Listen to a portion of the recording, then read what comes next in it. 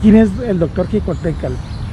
Buenas tardes, Julio. Pues antes que nada soy un ciudadano, ¿no? Un ciudadano que tiene más de 20 años trabajando en pro de la conservación de los recursos naturales en México y en el extranjero.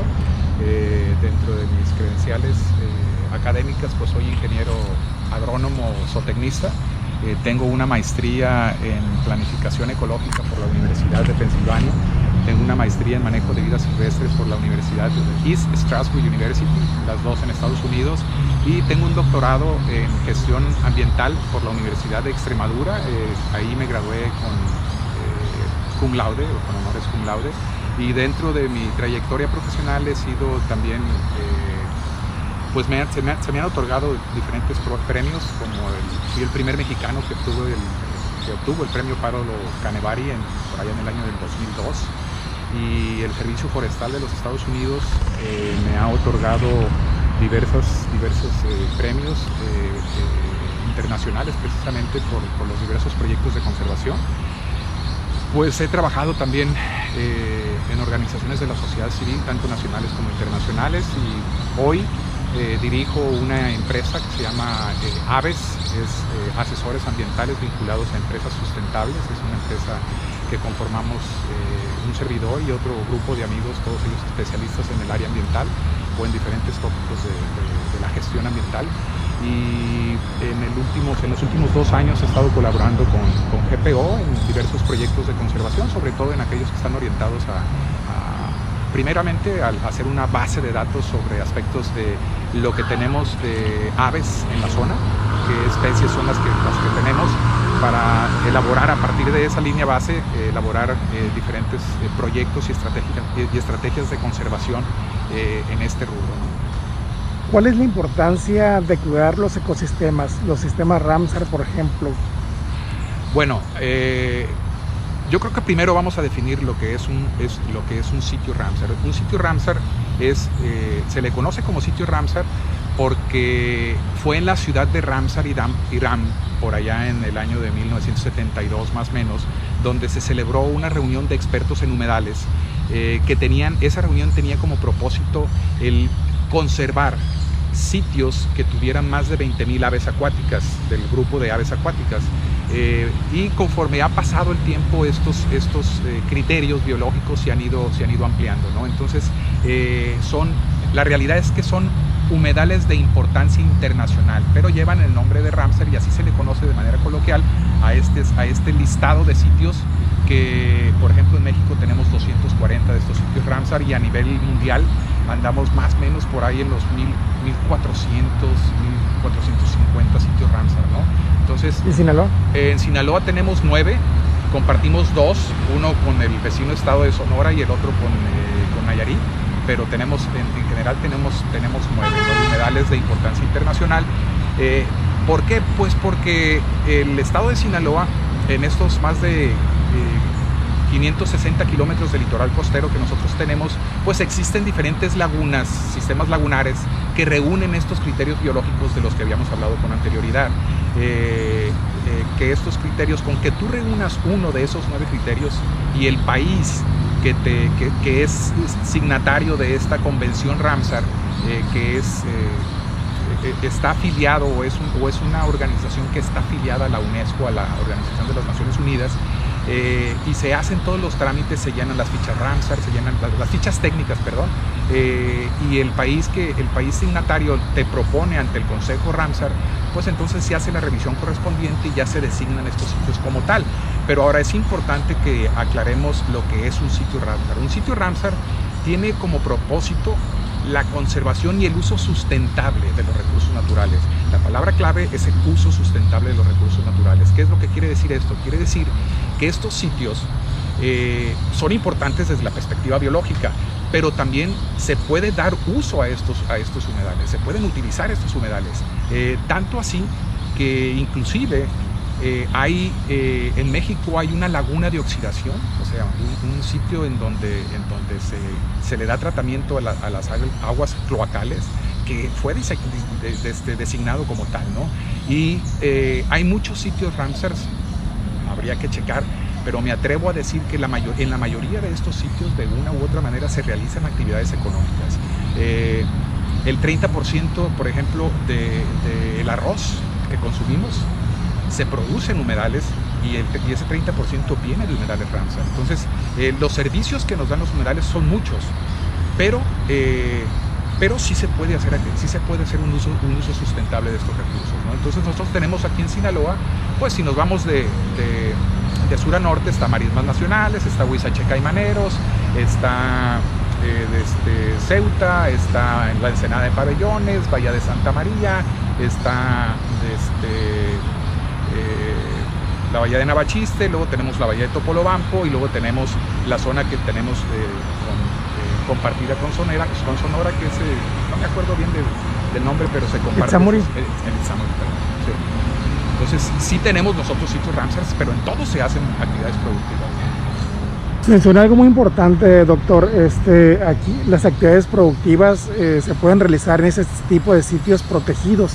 ¿Como cuáles aquí se pueden ser detonantes? No, o sea, cualquier actividad productiva que se realice en un humedal es válida, siempre y cuando ese humedal se aproveche de una manera sustentable, ¿no? Entonces, hablar, por ejemplo, de que la planta de fertilizantes que se va a instalar en la bahía de Santa María o Huira, Topolobampo, no se puede instalar ahí porque es un sitio Ramsar, eso es una mentira.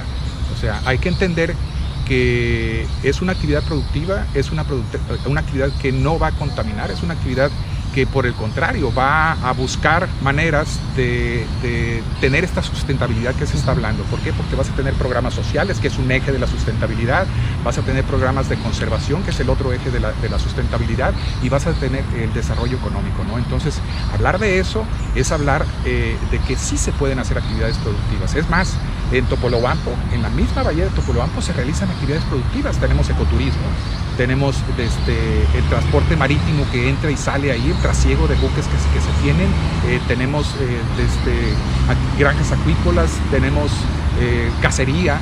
Entonces hay diferentes actividades productivas que te dan eso, ¿no? Eso es parte de esos servicios ambientales que se están manejando. Entonces, cuando tú hablas de que en un sitio Ramsar no se pueden realizar actividades productivas, lo único que estás diciendo son falsedades. Eso es parte de los dimes y diretes que se han estado manejando en este problema que se suscitó, ¿no? La desinformación ha sido un factor importante en esto, ¿no? ¿La cerrazón? ¿Perdón? ¿La cerrazón que hay? Pues no es la cerrazón, sino que es la desinformación que se presentó desde un principio. O sea, el que no se pueda hacer proyectos productivos en un sitio Ramsar, eso es una mentira. Donde no se pueden hacer actividades productivas, y lo digo entre comillas, es en las áreas naturales protegidas. ¿Por qué? Porque esos son sitios, que aquí está la diferencia. Mientras que un sitio Ramsar es una designación internacional, un sitio o un área natural protegida es un decreto, es una ley que el gobierno mexicano o el gobierno estatal, porque también se pueden tener esas áreas naturales protegidas en categoría estatal, las decreta como tal. Y en México, por ejemplo, todas las islas que nosotros tenemos en todo el litoral costero, tanto del Atlántico como del Pacífico, son sitios que están protegidos por el gobierno federal, y en este caso quien protege y el encargado del manejo de estos sitios es la Comisión Nacional de Áreas Naturales Protegidas. En Topolobampo vamos a referirnos al sistema lagunar Santa María, Topolobampo, Huira, esas 22.400, 22.500 hectáreas que conforman este sistema lagunar. En ese sistema lagunar hay 8 islas. Esas 8 islas son las que están protegidas. El resto del espejo lagunar, ¿sí?, junto con los sitios, con esas islas, son parte del sitio Ramsar que hemos estado hablando, pero donde no se pueden realizar actividades productivas son en las islas, que es diferente, ¿no? Entonces sí se puede aprovechar, se está aprovechando. Hay gente que ahorita está realizando pesca, están extrayendo camarón en un sitio Ramsar, y así está sucediendo en todo el litoral costero de Sinaloa, ¿no? Veo que se conoce bien el proyecto de la planta de Topolobampo en Ahome, Japeo. ¿Qué va a beneficiar el entorno de ahí? Bueno, yo cuando supe que se estaba proyectando una inversión de esta magnitud, yo lo que hice fue que me puse a investigar. O sea, ¿qué venía a Topolobampo? ¿Por qué era tan importante, o qué era lo que se estaba manejando, ¿no? Entonces, lo primero que empecé a ver yo fue que hubo mucha desinformación al respecto, ¿no? Entonces, bueno, a ver, es un sitio Ramsar, sí se puede producir, no está en un área natural protegida, etcétera. Viene una empresa de clase mundial a Topolobampo y entonces yo pues me aboqué a estudiar lo que era Proman en primer lugar, que es la empresa madre, vamos a decir, y GPO, Gas Petroquímica de Occidente, es una filial mexicana de este grupo, es líder mundial en producción de fertilizantes, o sea, es una empresa que sabe lo que hace y tiene 37 años trabajando en eso. Y a través de las diferentes estrategias que ellos han realizado a nivel global, ellos se han posicionado como una empresa líder mundial en esto, ¿no? Entonces, ¿qué viene para Topolobampo en términos de conservación ambiental, por ejemplo? Yo lo que visualizo es un proyecto pero muy ambicioso de conservación. ¿En qué sentido? En que una empresa le va a invertir y le está apostando a desarrollar una serie de estrategias encaminadas a la conservación de estos recursos naturales, ¿no? Para eso pues ya se están haciendo ciertas actividades. Te repito, nosotros hicimos una línea base sobre las aves. Ya tenemos nosotros un proyecto de conservación para aves, específico para aves, que ya se sometió, que se va a implementar con diferentes estrategias, ¿no? Lo mismo hay un estudio de delfines, lo mismo hay un estudio de tortugas marinas, y hay otros estudios que se están haciendo para servir de línea base. La otra es de que existe ya un convenio con la Universidad Nacional Autónoma de México para que expertos en humedales ayuden en este programa de recuperación que se tiene, ¿no? Es un plan muy ambicioso que si tú recuperas los índices de contaminación, si tú trabajas en disminuir, por ejemplo, los índices de contaminación que se tiene, porque hay que entender que la bahía está contaminada, o sea, no estamos hablando de que no es un sitio que no está contaminado, eso es mentira. Estamos hablando de un sitio que tiene graves problemas, serios problemas de contaminación. Entonces, si se va a trabajar en un plan para la recuperación de la bahía, entonces quiere decir que los recursos naturales se van a mejorar, y por ende va a mejorar la economía de las familias que viven ahí, ¿no? Entonces, detrás de esto hay todo un bagaje de actividades en donde se busca el ganar, y GPO, dentro de su trayectoria a nivel global, tiene este objetivo de lo que es la sustentabilidad ambiental y la buena vecindad. Entonces se trabaja mucho en aspectos sociales y eso también se va a hacer y se está haciendo en la actualidad con diferentes programas en la zona. En otras partes del mundo que tiene plantas de fertilizantes, esta empresa, ¿ha habido algún problema con los ecosistemas? Pues que yo sepa, no. O sea, GPO o Proman tiene estándares ambientales muchísimo más estrictos que lo que maneja la misma legislación ambiental, por ejemplo. ¿Por qué? Pues porque yo sí estoy visualizando y yo sí estoy viendo que realmente esta empresa está trabajando en pro de la conservación de los recursos naturales, y que va a trabajar en pro de la conservación de los recursos naturales, ¿no? Entonces, tú tienes, por ejemplo, en Trinidad y Tobago, donde está una empresa de una planta de fertilizantes similar, con las características muy similares a las que se va a construir en Topolobampo, en donde tú ves que los pescadores siguen teniendo productividad, en donde tú ves que hay diferentes programas de apoyo social, económicos, ambientales, etcétera. Entonces, yo sí veo y yo sí tengo confianza en que esto se va a realizar en esta zona, no porque haya habido un movimiento en contra, sino porque esa es la filosofía que como empresa alemana se tiene, ¿no? Entonces, vamos a hacer negocio, pero también vamos a ayudar a que nuestros vecinos, a que la comunidad se fortalezca y pueda tener también un aprovechamiento de estos recursos y de los insumos que se están generando.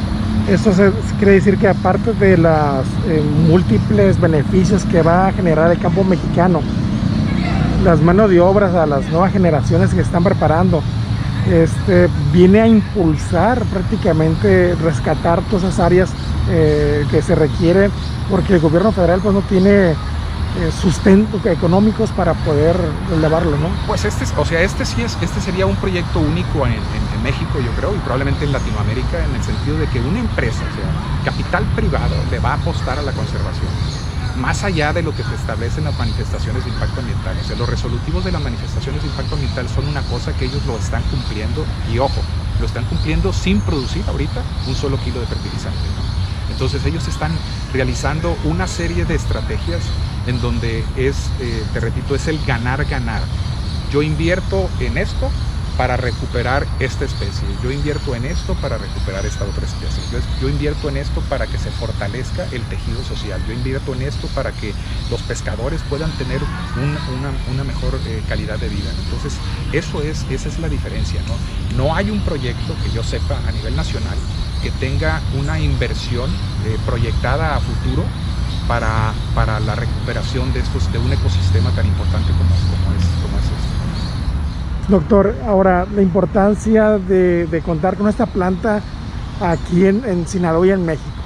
Bueno, yo creo que el tener esta planta de fertilizantes en Topolobampo, gana Topolobampo, gana AOME, gana Sinaloa y gana México. ¿Por qué? Vamos a irnos con una serie de datos que yo te quiero dar. Por ejemplo, por la API, o sea, por la Administración Portuaria Integral del puerto de Topolobampo, ¿sí?, se tienen una serie de documentos sobre la cantidad de diferentes materiales que han entrado por barco a Topolobampo o al país, ¿no? Entonces, en una de esas dice fertilizante a granel y fertilizante en maxibolsas.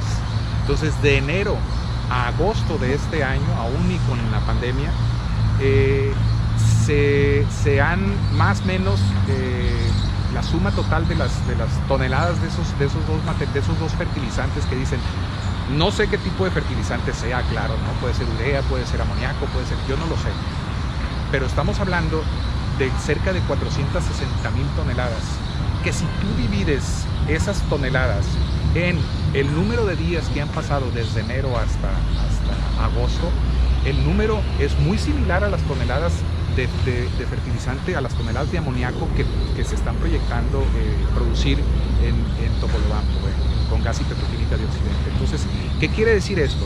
Esto quiere decir que el campo mexicano, cuando empiece a trabajar esta planta, cuando empiece a producir amoníaco en una primera etapa, va a beneficiar al agricultor por el solo hecho de que esas 500 o 400,000 toneladas que ya entraron, que están entrando a través de barcos a Topolobampo, pues no les va a costar el flete, no se va a incluir ese precio. Entonces, en automático el precio va a disminuir porque no vas a tener ese costo. Pero aparte, esta empresa es lo que se conoce como una empresa ancla o una empresa tractor, ¿no? ¿Qué quiere decir? Que tú vas a tener una serie de pequeñas empresas que van a estar sirviéndole de proveedores a esto, ¿no? ¿Qué otra cosa es lo que vamos a tener? Vamos a tener una capacitación, se va a tener una capacitación de mano de obra en esta zona. Vas a tener garantía de empleos, 2.500, 3.000 personas trabajando en este proyecto, en la construcción, en donde todos ellos van a ser, algunos van a ser herreros, algunos van a ser plomeros, algunos van a ser electricistas, etcétera, etcétera. Entonces todos ellos van a estar bien pagados, bien remunerados, y una vez que esto termine, pues algunos se van a quedar a trabajar, pero otros van a tener ese expertise que lo van a poder aplicar en otras partes del estado. Entonces, nosotros como estado estamos llegando a un punto de inflexión. En el punto de inflexión, ¿qué quiere decir? El tener esta planta garantiza que el sector primario, que es el productor más importante de nuestro estado, de donde entran la mayor cantidad de divisas, va a tener la certeza de que en los ciclos agrícolas se van a tener los insumos o los fertilizantes que ellos requieran, ¿no? A mejores precios. Claro, esto se maneja con precios internacionales, pero eso a mí no me compete. Lo que yo sí sé es de que si a mí me traen un fertilizante de Sudáfrica, pues me van a cobrar el flete a mí como productor de eso, ¿no? Y la otra es de que se va a tener esa seguridad alimentaria que estamos trabajando. México no produce fertilizante. En Pemex no se produce fertilizante, no tenemos esa capacidad. Desgraciadamente, por X o Y factores, las empresas que antes se dedicaban a la producción de fertilizantes en México dejaron de hacerlo, y eran empresas del gobierno, de Pemex.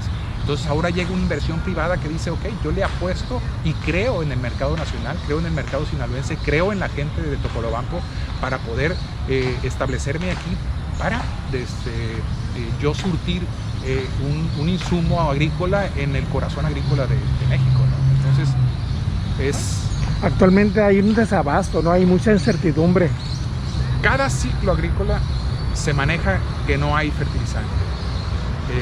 Que los países que producen fertilizante ahora están protegiendo y ellos primero garantizan el mercado nacional, su mercado, y lo que les sobra es lo que van a vender.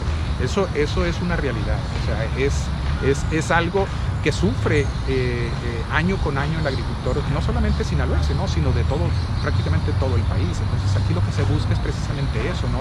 El aprovechar ese nicho que se tiene de una empresa que le apuesta a lo que sabe, ¿no?